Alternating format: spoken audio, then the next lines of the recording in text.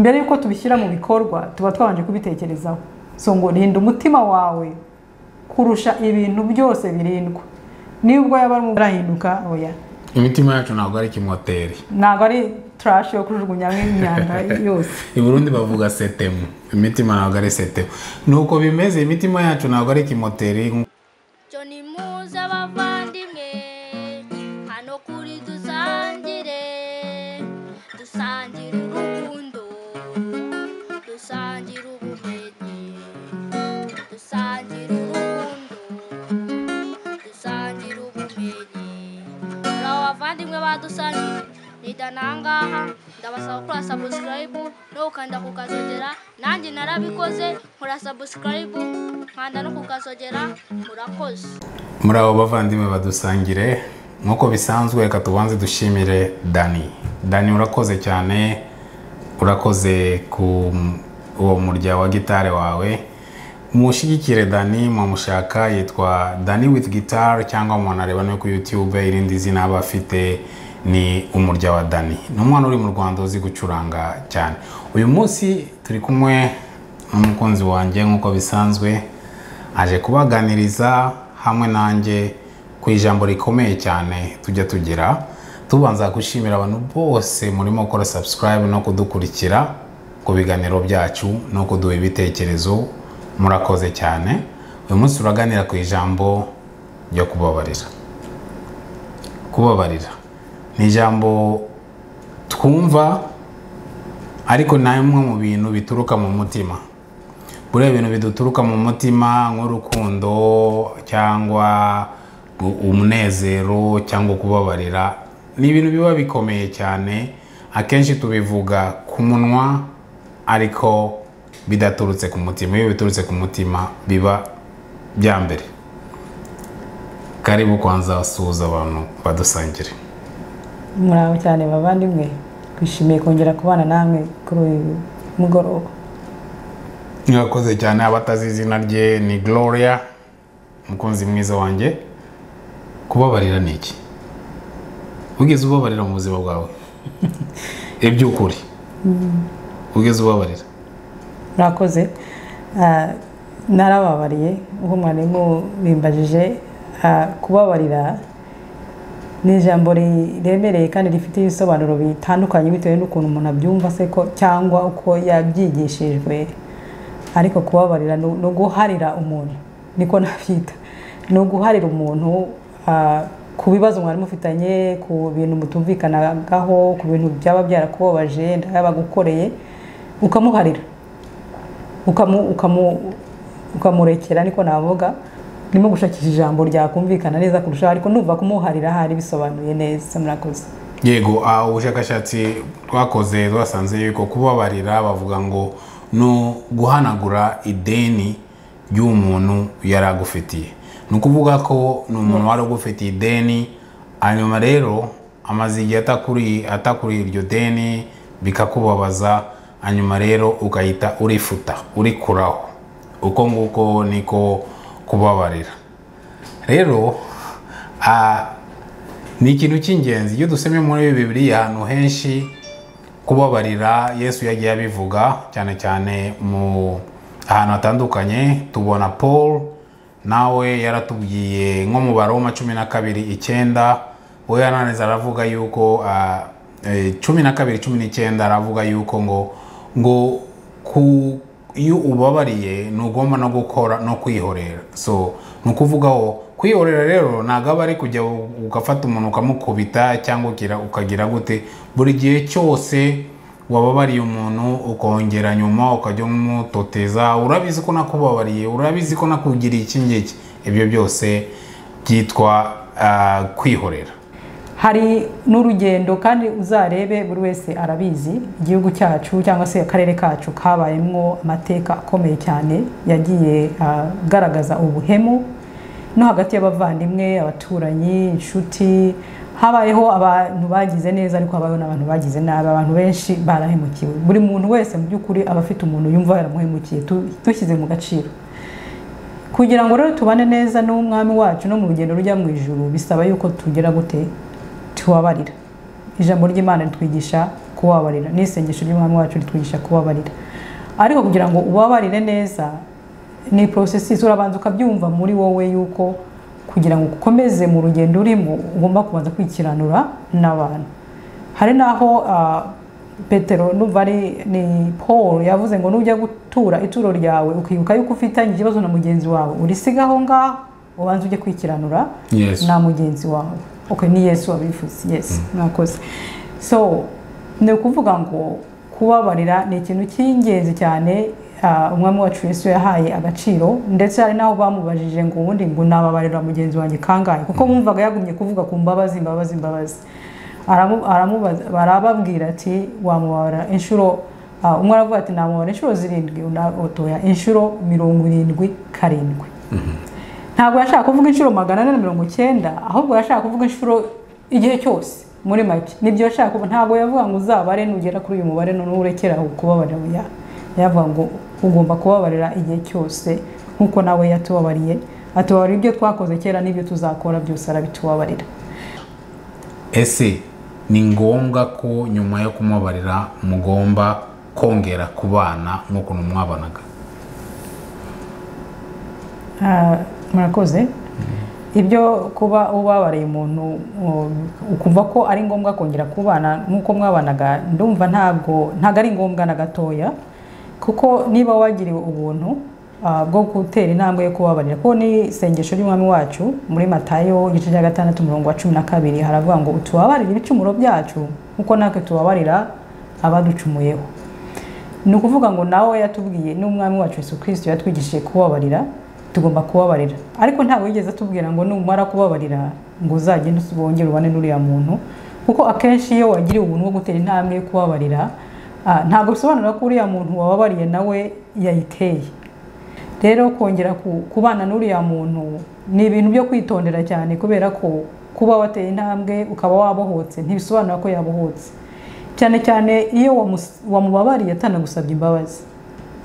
Iyo umuntu atafashe niyo ntambwe yo kumva ko yaguhemukiye ngo gusaba imbabazi, wowe ukumva ko ukwiye kuba mu mahoro, kubana neza n'umutima wawe, ukamubabarira, umureke aracyafite urugendo rwe, aracyafite aho ari, ahubwo wamugendera kure. Nge niko mbyumva, kugira ngo ataza kongera kugusubiza inyuma.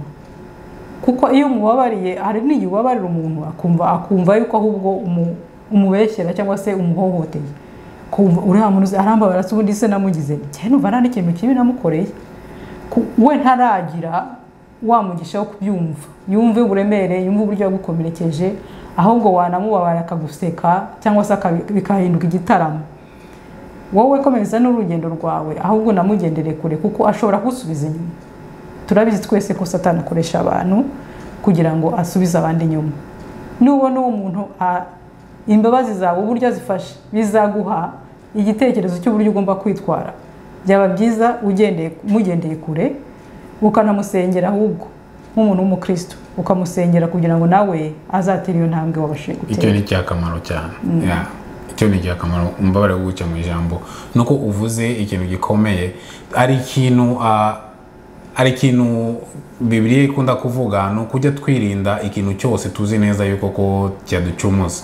Niyo mpamvu Yesu ubwe ku giti cye yaravuze ku buryo bukomeye cyane. Ntabwo rimwe na rimwe ntabwo tukunda kwita cyane kuri aya magambo yagiye avuga. Ni nayo mpamvu abafarisayo bakunda kumwita ngo rimwe na rimwe ngo ararwaye, bakamufata ku bundi buryo. Yaravuze yuko ko nimba ubona yuko ukuboko kwawe ugiye kugucumuza guce, ni ukuvuga yuko ko ni ubona ko umuntu mubana, ubona yuko ari umuntu mumenyeranye, inshuti, muturanye, ubona yuko ko ashobora kukuviramo igicumuro, iyo uwo bumwe muba mufite, iyo mibanire muba mufite, ni ukuvuga yuko Yesu ntabwo aba yirimo. Kandi umubano urimo Yesu ni umubano burimo urukundo. Ubwo rero iyo ubonye ari byo ngibyo, nta bintu byo guhatiriza. Kandi kugira ngo avuge ukuboko, ni ukuvuga ko yarenze ku nshuti, yarenze ku baturanye, arenga no ku muvandimwe, ajya no kuri wowe, ku mubiri wawe, kubigize wowe. Aravuga yuko ko uce ngo nimba ari n'ijisho ryawe ubona ko rigiye kugucumuza rikuremo. aho ngaho impamvu yabivugaga no kugira ngo natwe tumenye ubundi hari ukuntu tubabarira abantu ari ibintu ngewe buriya ntajya nemera nabo ku bintu byo kubabarira ntabwo ari itangazo ugomba gukora ukanahamagara n'umuntu ukamubwira yewe kanashaka umubwire yuko ko mubabariye ku bintu byose wankoreye ndakubabariye kandi ibyo ngibyo numva kuri ngewe byaba ari wenda optional nko ku bushake bwawe ariko kubabarira umuntu mbere na mbere njya numva ku ruhande rwanjye ntabwo ari ngombwa ko bigira uruhare kuriya ahubwo bigira uruhare muri wowe kuko ni wowe uba ufite umutwaro muri wowe ku bana byaba ari biterwa nawe n'imyishikirano uba mufite ariko niyo ubona yuko ko ku bana nawe kandi murabizi neza yuko Satani ashobora gukoresha ko mwakongeye ku bana akakuzaniramo amashusho ni umwami w'amashusho ni umwami w'amavideo yahise ashobora kuzaniramo amashusho akakubwira uzi ko uriya ni wa wundi wakufatiye wagusabye ideni ryawe uzi ko ari wa wundi wakuririye amafaranga yawe uzi ko ari wa wundi waguhemukiye akongera akakuzanira kariya gasura wamara kugafata mu mutwe wawe ugatangira kumubonamo nanone ubona ya video nanone ahongera kwigarura niyo mpamvu nkunda no kubwira abantu ku ruhande rwanjye kandi nkunda ko n'umudamu wanjye tugerageza kubyumva kimwe iyo ubabariye umuntu kubabarira intambwe zo kubabarira ntizirangizwa no kubana n'uriya muntu oya zirangizwa nawe kuruhuka no ku n'Imana yawe ukanakiranuka n'Imana yawe uvuga yuko ko mana nukuri byamvuyemo numvise ko nduhutse muri njyewe uriya muntu nta kintu nyimubaraho kandi n'ibibazo byo guhorera tubirekere Imana nk'ukuntu Paul ubwo wenyine yabivuze mu Baroma 12:19 kubera ko Satani ngo areba ngo soft vessel ni ukuvuga ahantu horoshye ashobora kunyura noneho agakora akavuyo kashaka gukora mu muryango agateranya abavandimwe agateranya inshuti akagira gute areba aho byoroshye kugira ngo yinjire aho hantu rero akunda kuhinjirira akakomeretsa uyu agakomeretsa uriya ugasanga kenshi ni umuntu umwe cyangwa babiri cyangwa benshi bitewe n'imbaraga zo mu mwuka umuntu aba afite rero nubwo yaba ari umuvandimwe ni ngombwa gufata distance ni ngombwa kwegerayo kugira ngo wirinde umutima wawe kuko ijambo ry'Imana ravuga ngo urinde umutima wawe kurusha ibintu byose birindwa urinde umutima wawe kuko ibicumuro bibi imbere mu mutima mbere yuko tubishyira mu bikorwa tuba twabanje kubitekerezaho so ngo rinde umutima wawe kurusha ibintu byose birindwa nibwo yaba ari umuvandimwe nubwo yaba ari umwana wawe ni hari igihe bamwe gufata distance ukavuga uti oya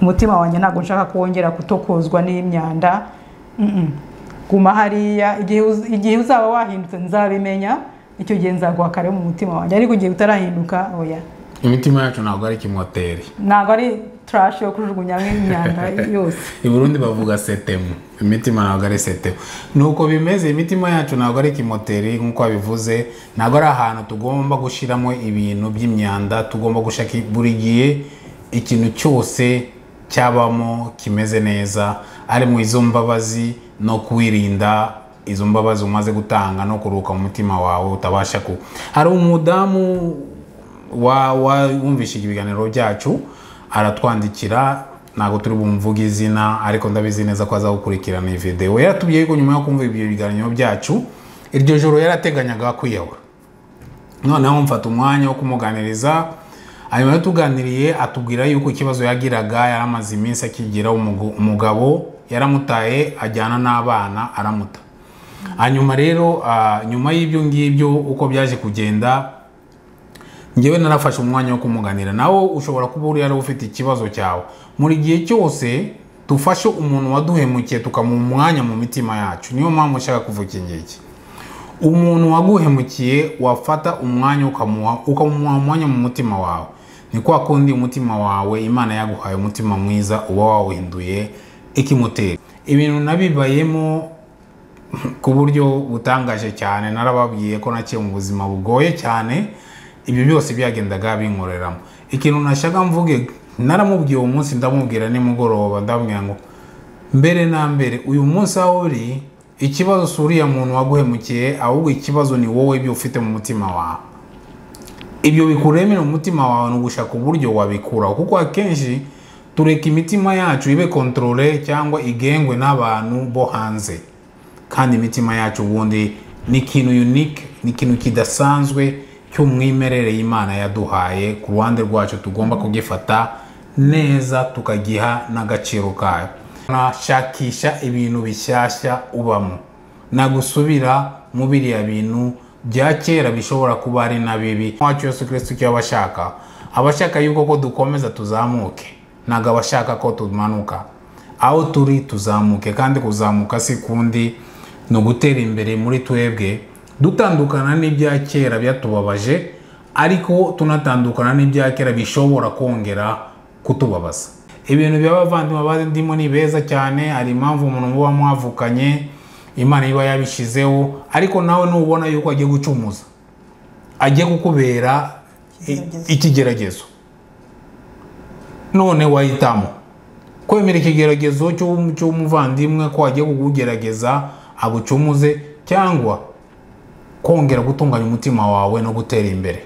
Imbabazi kuri njyewe nakwita nko gufata umweyo ugakubura umutima wawe neza cyane, ukawuhanagura ibirimo byose, ukabihanagura, hanyuma rero ukaba umushyashya. No kuvuga ko ibizagizamo hazazemo ibintu bishyashya bizagutunganya gutera imbere. Nibyo rwose kubabarira, ubundi ubabarira niwe umuntu byungukiramo kurusha n'ubabarirwa, kuko iyo ugifite nkuko yabivuze, ugifite cya kintu muri wowe wumva uremerewe, ukumva ubuze amahoro, wabona izina ry'uwo muntu, wabona nimero ye, wabona ikintu cyose kikwibutsa, ugahita ujya hahandi ugasubira inyuma, ugatangira gutekereza ibintu bibi, ugakingurira umwanzi umuryango akinjira ugacumura.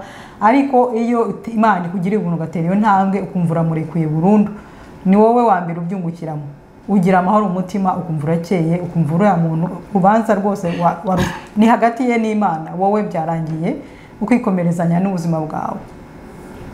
Dutere imbere rero bavandimwe, muduhe ibitekerezo, murebe n'izindi video zacu ziri hano hasi. Nicyo muri make twashaka kuganiraho ku munsi wa none, tutabatindiye. Tujye twirinda kwanduza imitima yacu, ko imitima yacu si kimoteri, ni imitima Imana yaremye yitonze cyane cyane.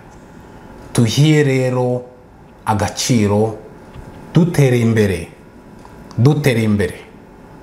tubaye bashyashya buri munsi, dutere imbere, dukuburamo buri munsi, dore ko yaduhaye ubushobozi bwo gukuburamo. Amaraso yayo arahari, afite imbaraga yo gukuraho byose, tuyaha gusa uburenganzira bwo kubikora. Tugatera imbere, turinda ikintu cyose cyakongera kudusubiza mu myaka nyuma. Nk'ukuntu tudashobora gusubira mu myaka, ni nako tudashobora gusubira mu byahise bibi twahisemo. Murakoze cyane, murakoze kudukurikira, musangize n'abandi, muduhe n'ibitekerezo, mwibuka no gukanda kuri aya mavideo ari hano hasi. Murakoze cyane kuri iki kiganiro, murakoze cyane. Murakoze namwe mwese mwagikurikiye cyangwa se muzagikurikira, turabashimiye. Murakoze. Joni muze bavandimwe, hano kuri dusangire urukundo, dusangire ubumenyi, dusangire urukundo, dusangire ubumenyi. Abavandimwe badusangire nidanangaha, ndabasaba kuri subscribe no ukanda kukazogera. Nanjye narabikoze nkora subscribe, nkanda no kukazogera. Murakoze.